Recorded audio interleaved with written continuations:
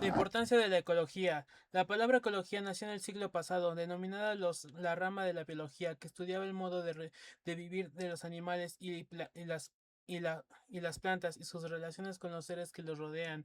Pero el interés por la ecología en la actualidad se debe a que muchos hombres han aprendido que el desequilibrio de un ecosistema puede tener terribles consecuencias para la vida, porque ningún elemento vivo existe y se desarrolla aisladamente, sino que lo hace siempre en relación con un ambiente determinado y esto origina influencias mutuas, da lugar a determinados procesos y comportamientos, crea equilibrios y desequilibrios, las inundaciones, la contaminación del agua y del aire por desechos industriales, la tala de bosques, la caza y la pesca indiscriminada y el uso de armas de guerra son algunos de los problemas que tienen que ser estudiados y resueltos para que ninguna especie resulte perjudicada. Nosotros podemos colaborar a mantener el necesario equilibrio ecológico. ¿Cómo? Bueno, podemos cuidar de nuestro hábitat, la casa, el barrio, la ciudad, evitando la contaminación ambiental, por ejemplo, por exceso de ruidos, contaminación que altera el sistema nervioso y provoca sordera, o como hacen en muchos países, organizamos para evitar que instalen industrias en las ciudades o que se arrojen residuos orgánicos o químicos en las aguas de los ríos y mares. Además, debemos concientizarnos de que las armas atómicas pueden provocar un desastre ecológico total y por eso es necesario que todos pidamos y exigamos el desarme nuclear. A la ecología le importa todo eso y de ahí su importancia. El espacio de los seres vivos, la biosfera, la unidad biológica de mayor amplitud en la que se establece una estrecha relación entre los seres vivos y la hidrosfera, la geosfera y la atmósfera se llama biosfera. Esta ocupa una delgada capa del planeta que va desde los 3.300 metros de profundidad hasta los 5.000 metros de altura. En este espacio ideal, los seres vivos encuentran lo necesario para desarrollarse, multiplicarse, relacionarse e interrelacionarse entre sí y con otros elementos abióticos. Conjunto de ecosistemas. Generalmente suele definirse la biosfera como un conjunto de ecosistemas o biomas, ya que ella es la unidad biológica de mayor amplitud. La biosfera comprende la totalidad de los espacios habitables de la Tierra y los organismos que se encuentran en ellos. La hidrosfera, el agua de mar, las aguas continentales y el agua del suelo o edáfica, los hielos continentales o los casquetes polares son medios para el desarrollo de la vida. Esfera de vida. La palabra biosfera proviene de dos vocablos griegos, bios, que significa vida, y esfaira, esfera. Es entonces la biosfera es el espacio esférico ideal que ocupan los seres vivos. Comprende el aire, el agua y el suelo, donde las comunidades vegetales y animales establecen su hábitat. En la biosfera, los seres vivos encuentran lo necesario para desarrollarse, transformarse, multiplicarse, vincularse, relacionarse e interrelacionarse entre sí y con los elementos abióticos. El mar, el origen de la vida. Hace unos 5 millones de años la Tierra era una esfera de gases incandescentes en proceso de consolidación. Enormes cantidades de vapor de agua se proyectaron en aquella época hacia la atmósfera y posteriormente se condensaron. Este vapor condensado en la primitiva atmósfera terrestre cayó a la superficie en forma de lluvia, pero dada la elevada temperatura que aún presentaba la corteza terrestre, el agua no permanecía en estado líquido, volvía a evaporarse. Este proceso se repitió durante miles de años hasta que la corteza terrestre comenzó a enfriarse y el agua pudo así acumularse. La vida se originó en el mar a partir de compuestos muy simples formados básicamente por carbono, hidrógeno y oxígeno. Así surgieron las primeras biomoléculas carbohidratas, grasas y proteínas que dieron lugar a organismos unicelulares de los que posteriormente surgieron las plantas y a los animales. Cuna de la vida, podremos establecer la importancia de este elemento para los seres vivos, tanto a nivel estructural como a nivel funcional. La litosfera es una porción de la capa superficial de la geosfera llamada litosfera. Se asienta en una gran diversidad de seres vivos. El suelo da anclaje a las raíces de las plantas. De él obtienen agua y sales minerales para poder fabricar compuestos orgánicos que les permiten llevar a cabo el proceso de Fotosíntesis. También gran cantidad de organismos terrestres, desde los pequeños invertebrados a los grandes mamíferos, eligen este medio como hábitat. La atmósfera es la porción inferior de la capa más baja de la atmósfera. La troposfera tiene lugar el desarrollo de la vida gracias a la capa de ozono ubicada entre los 30 y los 50 kilómetros de altura que protege al planeta de los efectos nocivos del Sol. Es posible la vida de la Tierra, el oxígeno, el dióxido de carbono, el agua y el nitrógeno presentes en la composición de la atmósfera resultan elementos imprescindibles para que los seres vivos realicen procesos vitales como el de fotosíntesis, respiración y formación.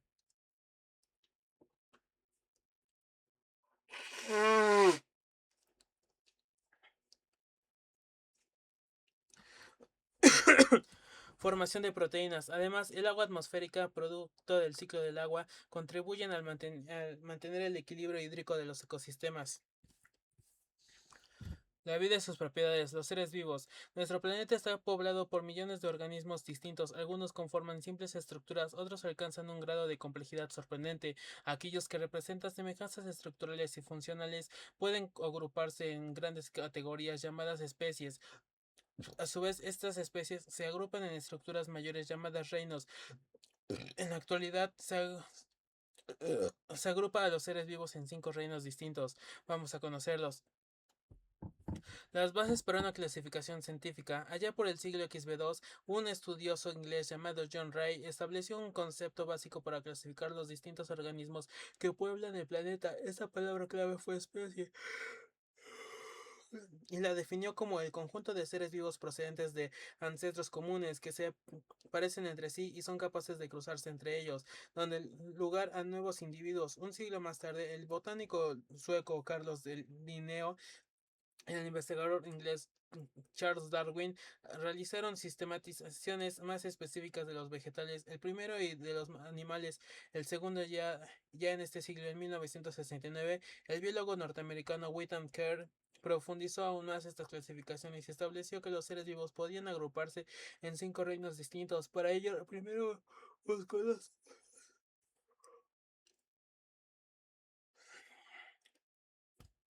buscó las semejanzas y diferencias entre los seres vivos. Las semejanzas son la primer clave. Todos los seres vivos presentan ciertas características comunes que determinan su condición de tales. Están formadas por células, están organizadas y requieren energía tanto para producir sustancias imprescindibles para la vida como para garantizar el correcto funcionamiento de los aparatos y sistemas que poseen. Cumplen un ciclo de vida, nacen, crecen, cada ser vivo alcanza un nivel de desarrollo propio a la de su especie, se reproducen y mueren, tienen la capacidad de adaptarse al medio que los rodea y a las condiciones que requiere su propio organismo. Aparatos y funciones establecen las diferencias.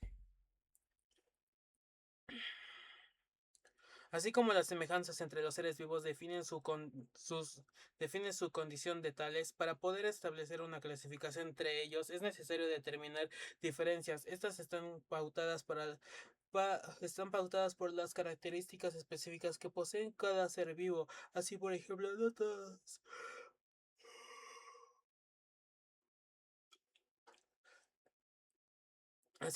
no todos los organismos poseen un aparato locomotor, mientras que los vegetales superiores son organismos inmóviles. Los insectos tienen capacidad de desplazarse de un lugar a otro. Otro punto de la distinción lo constituyen las funciones que cada ser vivo ejecuta para cumplir con su ciclo vital. Por ejemplo, los vegetales verdes elaboran su propio alimento para cumplir con la función de nutrición. Son productores, mientras que los mamíferos pueden alimentarse de vegetales o animales, son consumidores. 5 reinos distintos. La clasificación que realiza Whitaker de los seres vivos establece la existencia de 5 reinos distintos. Allá son reino monera, formado por seres microscópicos como las algas verde azules y las bacterias. Reino protista, agrupa a una diversidad de seres microscópicos, se identifican para parecer tanto a las plantas como a los animales. Reino hongos o fungi, formado por organismos semejantes a las plantas, pero que carecen de clorofila, son incapaces de producir su propio alimento, viven a expensas de otros seres vivos. ¿Qué onda? Reino vegetal. Formado por los vegetales, son capaces de fabricar su propio alimento, poseen clorofila. Reino animal. Han integrado por organismos incapaces de producir sus alimentos, pero con capacidad para desplazarse. Se subdividen en dos grandes grupos según tengan una columna vertebral, vertebrados e invertebrados. Con anterioridad a esta división, se consideran otro que solo contemplaba al reino vegetal por un lado y al animal por otro.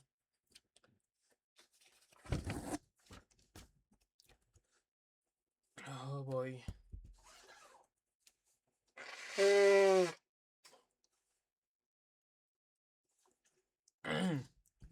Reino protista. Algas unicelulares protozoos. Diatomeas chamidomas. Paramesio tripanosoma. Reino monera. Algas verdazules, bacterias. Espirulina, ribularia, bacilos, vibrios. Reino hongo o fungi. Hongos, líquenes, hongos, champiñón, agaricacea, líquenes, cladonia usnea, mos, penicillium ebonimus. Referencias: organismos inferiores, plantas criptomas y sin flores. Reino vegetal, plantas celulares, talofitas, briófitas, hongos, líquenes, algas pluricelulares, lechuga de mar, laminaria, musgos hepáticas, ricia funicularia. Plantas vasculares, pteridófitas, plantas sin flor, helechos, cola de caballo. Fanerogamas, plantas con flor.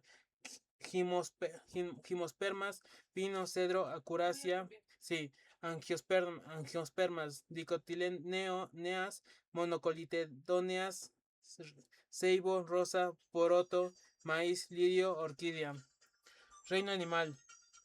Poríferos, esponjas, braquiópodos, cláneas, lingulas, briosarios, reteporas, escaras, equinodermos, asteroideos, estrella de mar, crinoideos, lirios de mar, equinoideos, erizos de mar,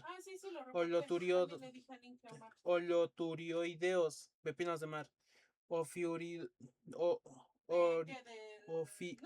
ofiurioideos, estrellas quebradizas, antozoos, anémonas marinas, calenterados, hidrozoos, hidras, pólipos, abelias, medusas, sifosos, aguamares, medusas. Invertebrados, ausencia de columna vertebral, anélidos, poliquetos, nereis, anélidos, oligoquetos, lombrices de tierra, irudineos, sanguijuelas, arquianélidos, pequeños gusanos marinos, artrópodos, arácnidos, escorpiones, arañas, crustáceos, langostinos, cangrejos, miriápodos, milpies, ciempiés, insectos, piojos, cucarachas, moscas, moluscos, cefalópodos, sepias, pulpos, gasterópodos, caracoles, babosas terrestres, lamelibraquios, mejillones, tiñuelas, vertebrados, peces, osteictios,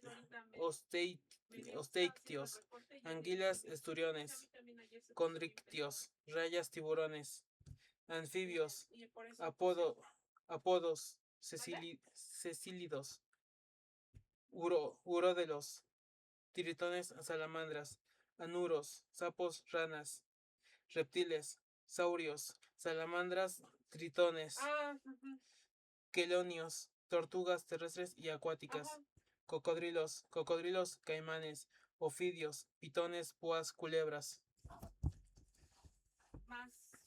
Aves.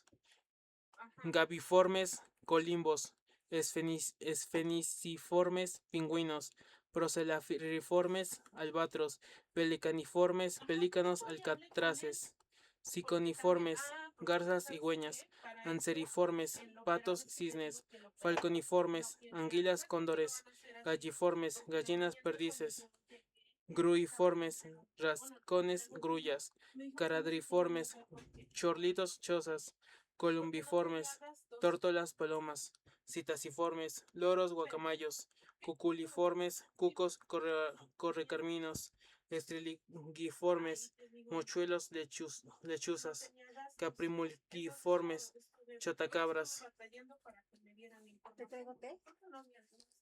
trogoliformes, tocorrones, coliformes, aves ratón, coraciformes, abejarrucos, martínez, pisiformes, tucanes, paseriformes, mirlos, tordos, apterigiformes, kibis, estructioniformes, avestruces, reiformes, ñandúes, tinamiformes, mantinetas, inambúes, prodipediformes, zampullones, somormujos, casuariformes, emúes, casuarios. Mamíferos, monotremas, ornitorrincos, marsupiales, canguros, zarigüeyas, maldentados, osos hormigueros, armadillos, insectívoros, musarañas, topos, folidotos, pangolín, primates, lémures, monos, hombres, humanos, tubulidentados, oricterópodo, carnívoros, felinos, perros, zorros, osos, sirénidos, dugones, manatíes, dermópteros, colugos o lémures voladores, quirópteros, murciélagos, vampiros, roedores, ratas, castores, ardillas, lagomorfos, conejos libres, cetáceos, ballenas, delfines, marsopas, artiodáctilos, hipopótamos, cerdos, camellos, perisodáctilos, caballos, cebras, rinocerontes, iracoideos, damanes, proboscideos, elefante africano e indio, sirénidos, focas, leones marinos, morsas. La vida y sus propiedades, células, animales y vegetales. Aproximadamente 4 millones de especies de seres vivos pueblan nuestro planeta. Cada uno de ellos se distingue por presentar diferencias en su aspecto, en su forma, en sus funciones y en su comportamiento. Sin embargo, todos poseen un nivel básico de organización. La célula esta determina una primera clasificación entre los seres vivos. Existen así organismos unicelulares y otros que son pluricelulares. Hay células procariotas y eucariotas, vegetales y animales. Por el número de células, los seres vivos pueden estar constituidos por una o más células en función del número en que estas se presentan en los organismos. Se los puede dividir en unicelulares y pluricelulares. Los vegetales y animales formados por una célula única se llaman unicelulares. En estos casos, el protoplasma de la única célula que forma el cuerpo tiene a su cargo la realización de todas las funciones vitales. Además, cada estructura dentro de la célula cumple una función específica. Tal es el caso de los protozoos, que forman parte del zooplancton. Animal, plancton, conjunto de pequeños organismos que viven suspendidos en el agua formando a colonias, y las algas unicelulares que conforman el fitoplancton. Estas algas son capaces de elaborar sus alimentos por fotosíntesis. Constituyen entonces el primer eslabón de la cadena alimentarias acuáticas. Los organismos pluricelulares son complejos, constituidos por muchas células agrupadas que se organizan formando tejidos. En estos organismos, las células se especializan en diferentes funciones. Estas se llaman división de trabajo. Por ejemplos, un perro, un árbol, una hormiga, entre muchos otros. Está rodeado por una membrana plasmática. Esta controla la entrada y salida de sustancias, pequeñas estructuras, tanto a nivel morfológico como funcional. Las células vegetales y las células animales presentan características comunes. Ambas emplean las mitocondrias para llevar a cabo la respiración celular y así obtener energía. También utilizan la membrana plasmática para permitir el paso de determinadas sustancias y compuestos químicos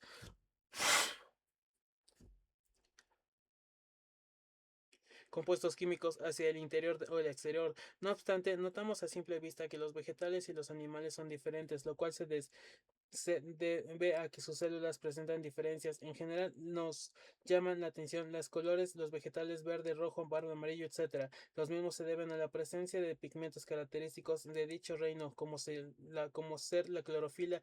Dichos pigmentos son encuentran contenidos com-